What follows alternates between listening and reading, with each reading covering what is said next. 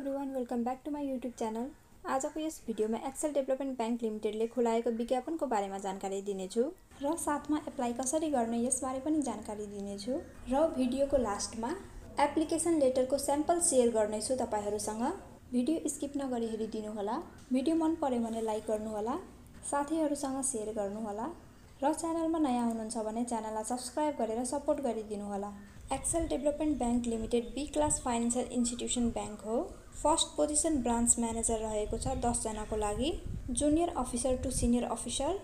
यस पोजिसनमा एप्लाई गर्नको लागि 5 इयर्सको एक्सपिरियन्स हुनुपर्ने छ in commercial bank with at least 1 year inclusive period of experience as branch manager. Minimum bachelor degree गरेको हुनुपर्यो इन म्यानेजमेन्ट अर इकोनोमिक्स फिल्डबाट or equivalent from a recognise university, securing minimum 50% or equivalent aggregate marks। Second position semi qualified CA रहेको छ जम्मा 4 जनाको लागि। Position negotiable.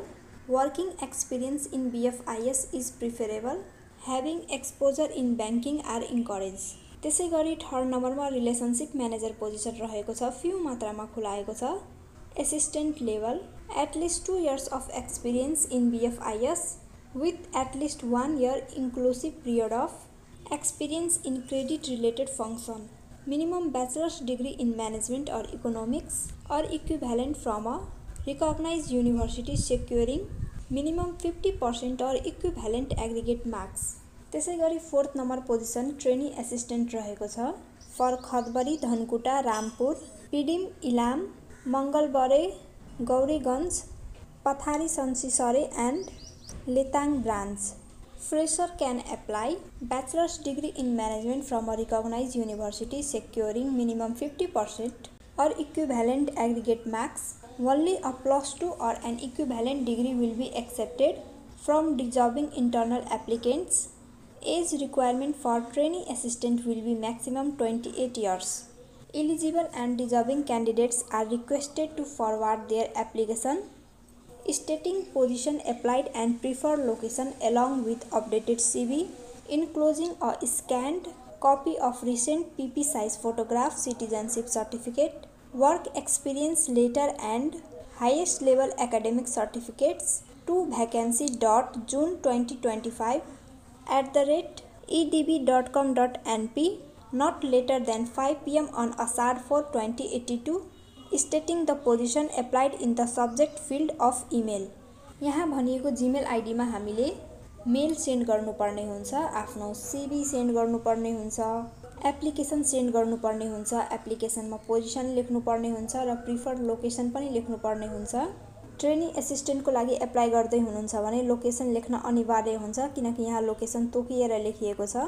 Citizenship मेल गर्नुपर्ने हुन्छ, पीपी साइज फोटोग्राफ्स इमेल गर्नुपर्ने हुन्छ, वर्क एक्सपिरियन्स छ भने वर्क एक्सपिरियन्सको लेटर मेल गर्नुपर्ने हुन्छ र हाईएस्ट लेभल एकाडेमिक सर्टिफिकेट्स मेल गर्नुपर्ने हुन्छ।